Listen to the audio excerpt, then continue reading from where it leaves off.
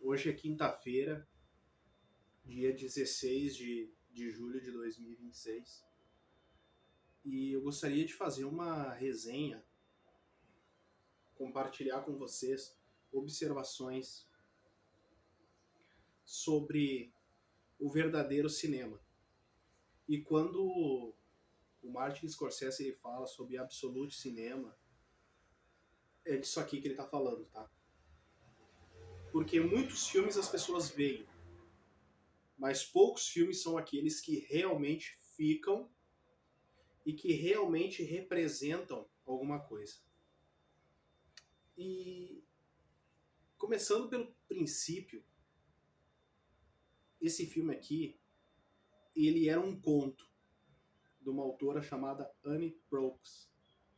Um conto de 60, 70 páginas. Eu já li esse conto, faz muito tempo que eu li. E por me habituar ao inglês também, eu escutei audiobook dele em inglês e tal. E vendo, ouvindo e lendo o livro, o conto, na verdade uma novela, uma coisa pequenininha, ele é da grossura de um dedo. Ele é seco, ele é enxuto, o conto, ele não tem nada de frescura, ele não enfeita as palavras, ele não tem nenhum tipo de eu vou enfeitar as palavras, não tem isso aqui não tem no conto. Os personagens são secos, a Annie Proulx ela escreveu de um jeito muito direto e ela tem um domínio em, vamos dizer assim, em determinados níveis, como Hemingway tinha aquele domínio sobre o velho mar, aquele domínio da pescaria e tal, como se ele realmente tivesse vivido lá. Ou como se algum escritor que morou no sul dos Estados Unidos e ele meio que concatena todo aquilo lá e ele meio que monta as coisas de uma maneira divina, de uma maneira cristalina. E esse conto, todos os personagens, né? O Jack Twist, o Enes Del Mar, a Alma Beers, a Lorraine, são personagens secos. Personagens que em nenhum momento o conto passa pano para eles. É a história pela história. E eu não acredito que quando a Annie Proulx escreveu esse conto, ela meio que tinha audácia. Ela tinha esse vamos dizer assim, essa vontade que virasse isso aqui, virasse um dos maiores filmes de todos os tempos. Eu não acredito, porque são 70 páginas. Eu acho que um argumento, tratamento e roteiro, que são processos do cinema, eu acredito que um argumento tem mais páginas que isso. Daí vem o filme. O filme,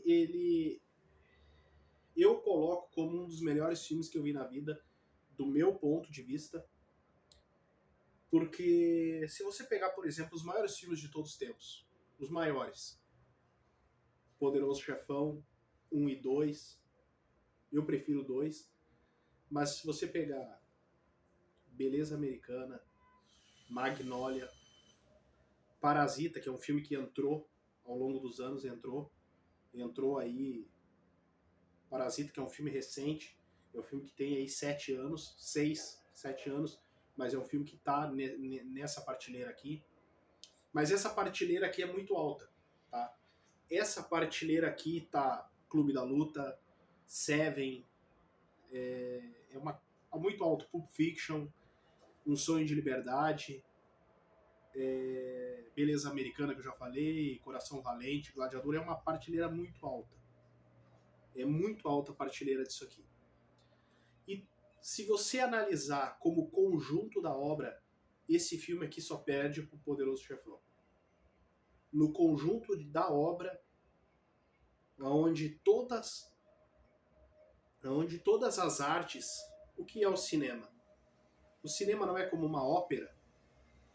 O cinema, um diretor de cinema, por isso que eu digo, um diretor de cinema, e o Ang Lee, né, que tinha dirigido essa obra aqui, que dirigiu essa obra,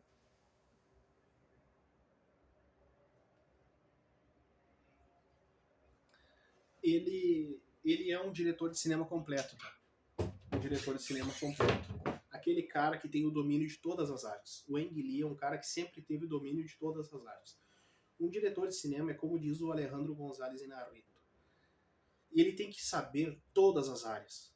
Ele tem que entender de fotografia, ele tem que entender de cinematografia, né? Mesma coisa. De edição, montagem que são diferentes, música, trilha sonora, montagem de efeitos sonoros, direção, produção executiva, produção interna, externa, os limites que ele vai ter na obra, se é uma obra autoral ou uma obra financiada, como por exemplo teve esse filme do Michael Jackson, onde o Anthony Fuqua dirigiu. Mas ele não teve a liberdade que ele teve, por exemplo, em Dia de Treinamento ou Lágrimas do Sol. Ele não teve aquela liberdade. Óbvio que não. Teve uma supervisão da família Jackson, né? Então, assim, o Ang Lee, ele nesse filme aqui, ele meio que elevou todas as artes que um filme domina, que é um conjunto de tudo. A trilha sonora desse filme é espetacular, do Gustavo Santaolalla, é marcante no nível Superman, Indiana Jones.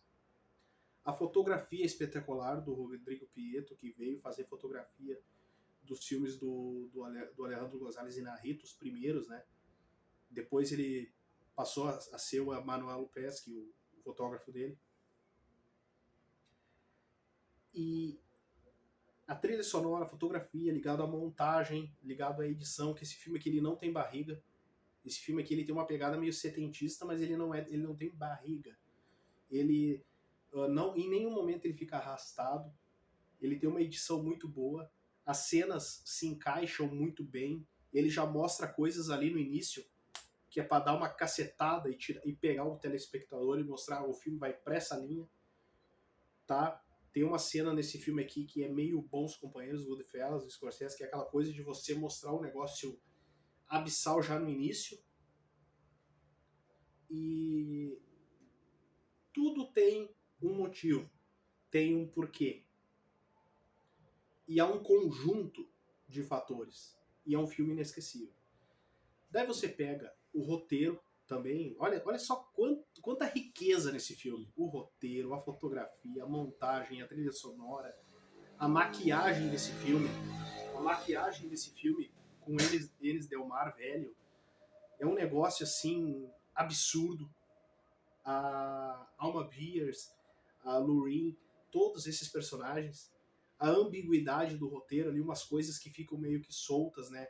Como que foi a morte do Jack Twist, né? Que no conto e no filme tem essa questão. Provavelmente ele tenha sido morto por garotos de programa, é o que tudo indica, mas segundo a Lorraine foi um acidente, né? Que no conto fica também solto. Mas daí tem uma coisa que acontece no conto que ela fala assim: ah, você é o Jack Twist, amigo do Ennis? Tô sabendo. Ela larga uma frase solta, né? Que isso não tem no filme. O filme é só o rosto dela gelado na tela, ela respondendo e ele lá na cabine telefônica, né? Então, o filme por si só, ele é lindo, espetacular. Não tem canastrão aqui. Tem uma linguagem cinematográfica espetacular de noção de espaço, futuro, presente, passado.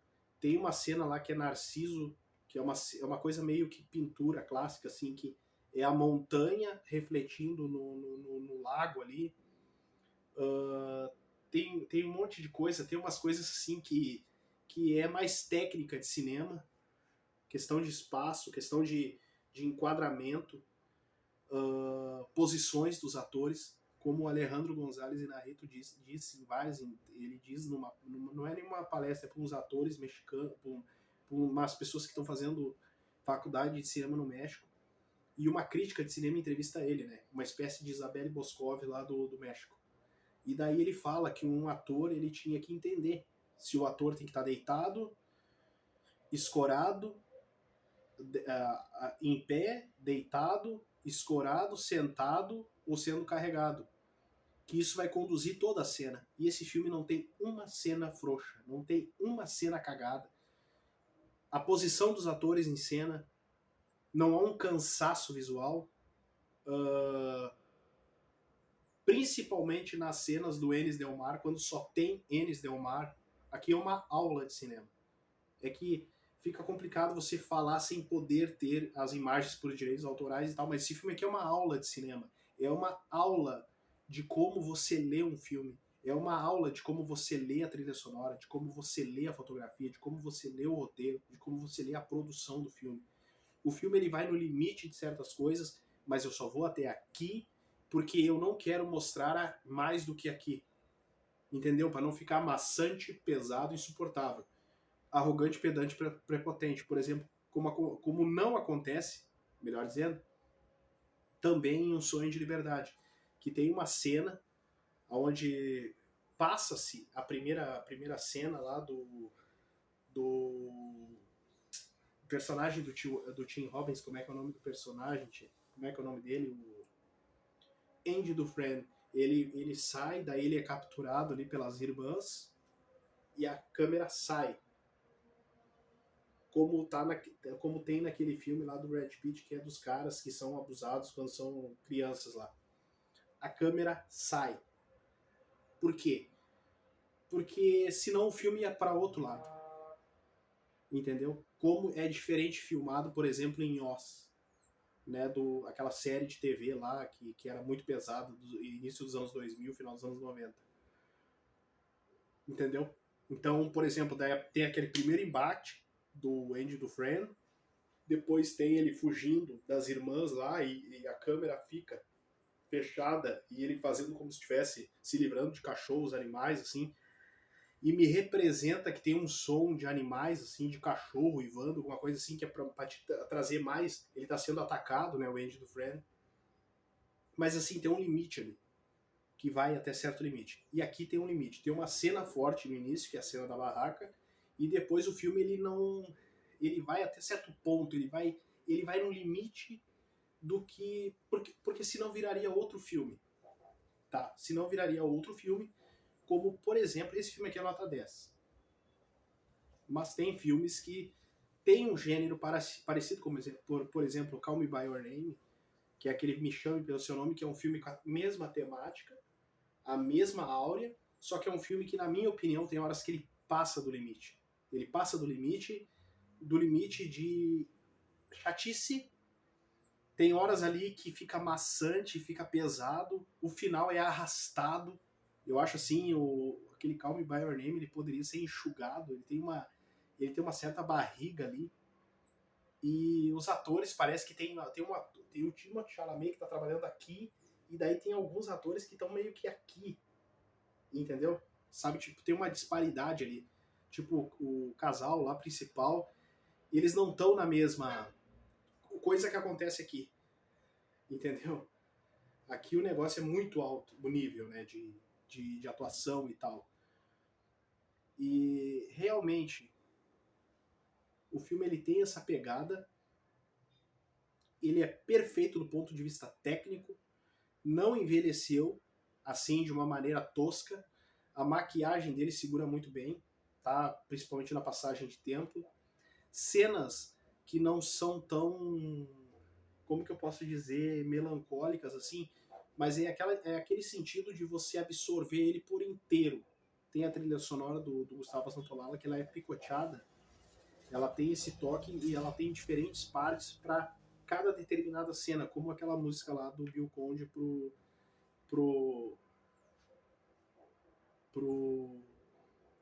Rock Balboa. Então aqui é isso. No final tem aquela cena que pra mim é uma cena assim de cortar o coração, que é aquela cena onde ele olha e ele vê o que sobrou do Jack Twist, né, o Enes Del Mar. Então é algo espetacular, algo sem nenhum tipo de observação do ponto de vista de correção. Porque não tem, porque é perfeito. Entendeu? como é, por exemplo, o Poderoso Chefão 2 ou 1. Daí alguém vai dizer assim, mas faltou o Clemenza no Poderoso Chefão 2, né? Pra fechar todas as arestas ali e tal. Então, assim, é aquilo que é o cinema. É um conjunto de coisas. É como se fosse um time, né? Por exemplo, tem filmes que, se você for ver, tem tanto destaque individual, como, por exemplo, aquele filme que a Jessica Chastain lá ganhou o Oscar de melhor atriz. É um filme que você só lembra dela. Ou aquele Dallas Buyers Club lá, que o Matthew McConaughey ganhou o Oscar e o Jared Leto ganhou o Oscar de ator coadjuvante. Tipo, um filme que se resume a atuações. Entende? Ele tem um tema, mas assim, as atuações estão muito à frente do roteiro. Estão muito à frente. Então, assim, tem filmes que eles têm um casamento. Por exemplo, Foxcatcher, né, do Bennett Miller. Que ele é um filme também que ele preenche vários espaços. Ele tem um roteiro espetacular, que é baseado numa história real. Ele tem atuações espetaculares, ele tem trilha sonora espetacular, ele tem uma montagem legal, ele tem uma fotografia meio dark, assim, uma fotografia que te causa tédio. Aquele filme Foxcatcher, assim, tu sai mal. Quando termina aquele filme, assim, tu fica mal. E, se eu não me engano, Foxcatcher eu vi no cinema. E esse não, porque, pô, esse filme aqui quando saiu eu sou de 93, eu tinha 12 anos, entendeu? Quando esse filme aqui saiu, em 2005. E ele foi premiado em 2006. Ele perdeu pra Crash, No Limite. Então, assim, isso que é o cinema. O cinema, ele é um casamento de um monte de coisas, entende? Ele é um time. Um time de futebol não tem goleiro, lateral direito, lateral esquerdo, zagueiros, volante, meia, atacante, e tudo tem um esquema. E talvez um time, para brilhar completamente, ele teria que brilhar um 4-4-2, com uma maneira clássica, né? Com 4 atrás, 4 no meio e 2 na frente, aonde brilha todo o time. Ou às vezes o time joga um 3-6-1 que brilha mais meio de campo do que ataque e defesa, mas é vencedor, entende? Então que eu fiz analogia ao Dallas, lá Clube de Compras Dallas, que é um filme que brilha, mas ele brilha do ponto de vista de atuações, ele brilha. Aqui não, aqui há um time, aqui é um time onde brilha a fotografia, brilha figurino, brilha montagem, brilha maquiagem, brilha direção de arte, brilha tudo que é possível. Você se sente na época. Há um contexto muito bonito. E eu tava vendo um podcast esses dias, assim, um corte de um cara que às vezes a gente tem que cuidar o que a gente fala. E daí a questão dos roteiristas, dos escritores, né? Daí o cara falou assim, um escritor, ele tem que escrever o que tá perto dele e ele não pode, porque não sei o quê, porque os escritores nunca entraram dentro do avião e eles não podem escrever por determinado tema. Daí eu penso assim, esse cara, na minha opinião, perdeu o respeito na hora que falou isso. Porque um escritor, ele tem que voar como um pássaro no céu, ele não pode rastejar como uma barata. Ele tem que voar no céu. Ele não pode criar barreiras nos pensamentos dele. Jamais. Ele tem que voar, ele tem que decidir por ele. Então, por exemplo, aquele livro O Beijo da Mulher-Aranha, que o cara tá dentro daquela vala, na cadeia, junto com aquela transexual, e ele acaba fantasiando, criando coisas de memória, né? Então, assim, é isso. Esse filme aqui ocorre no sul dos Estados Unidos. Sabe quem é que dirigiu esse filme aqui? Um cara que nem americano é. Nem ocidental é. Nem ocidental é. O cara vem lá de... o Ang Lee, ele é asiático. O Ang Lee é asiático. Inclusive, foi o Heath Ledger que falou numa entrevista que o Ang Lee era uma coisa muito maluca, porque eles estavam tudo trajeado de cowboy, tudo a caráter de cowboy, E daqui a pouco aparecia o Ang Lee trajado de cowboy comendo comida asiática e tomando aquele chá, aquelas bebidas tradicionais da Ásia. Então isso é arte global, que se mistura e que não há limite. Se o José Saramago se limitasse, ele talvez não teria ganhado o Prêmio Nobel de Literatura. Por que será que o José Saramago não deu identificações naquele livro, O Ensaio sobre a Cegueira, que é o grande livro da vida dele, que ele acabou ganhando o Prêmio Nobel de Literatura nos anos 90? Por quê? Porque ele sabia que há um preconceito e há limitações. Só que daí eu pergunto para você, Sócrates não escreveu em inglês, Descartes não escreveu em inglês, Platão não escreveu em inglês e o inglês nem existia nessa época. O inglês é uma língua global, uma língua mundial, porque é a língua de maior aceitação. Então, o recado para quem vai escrever, para quem quer escrever, quem quer ser um escritor, jamais se limite ao que os outros falam. Você tem que escrever o que está do teu lado. Não, você tem que escrever o que você sente. Eu vou escrever um livro, sei lá, o meu personagem ele está vivendo em Granada, na Espanha. Ele está vivendo em Machu Picchu, no Peru. Ele está vivendo em Porto Alegre, ele está vivendo em Açores, ele está vivendo... Não, você tem que escrever o que você quiser. Do ponto de vista adaptação para cinema, você não pode fazer isso. O cinema, isso aqui é um caso específico. O cinema não pode viver a reboque, a literatura, melhor dizendo, ela não pode viver a reboque do cinema, tá? Tudo tem o seu padrão, cada arte tem o seu nicho, tem o seu público, mas a arte ela não pode viver a reboque, a literatura ela não pode viver a reboque do cinema. Ela tem que ter uma vida própria, ela tem que ter uma áurea própria, entendeu? Ela tem que ter aquilo que a baseia. E as pessoas querem todos serem Stephen King. Não, não é assim. As coisas acontecem organicamente e naturalmente. O Túnel, de Ernesto Sábato, foi adaptado para o cinema. Um filme medíocre. Por quê? Porque O Túnel, de Ernesto Sábato, é uma arte, é um meio de... É um livro que tem ali os personagens escritos em espanhol, com nomes em espanhol e tal, não sei o quê. Mas é muito mais fluxo de pensamento, é muito mais você depositar a tua atenção naquilo ali, mergulhar naquilo ali. Porque não, o enredo do livro é isso. Diferente daqui, que a escritora escreveu uma coisa que é toda narrada, e daí tem os personagens conversando, né, os diálogos, mas tem muitas descrições de lugares, descrições de momentos, descrições de situações que acabaram acarretando numa história que acabou encaixando, sendo calçada como uma luva para o cinema. Mas a literatura não pode viver a reboque do cinema, ela tem que viver por si só. E o escritor ele tem que escrever pelo que ele quer. O que ele quer, ele tem que sentir essa liberdade de escrever o que ele quer. Escrever coisas espetaculares, coisas sensacionais. Se não, o pobre vai escrever só miséria, fome e favela, ou o rico vai escrever sobre vinhos de $200 mil, que são divididos em 16 pessoas. Então, é isso. Assista o filme, leia o conto, que vale a pena.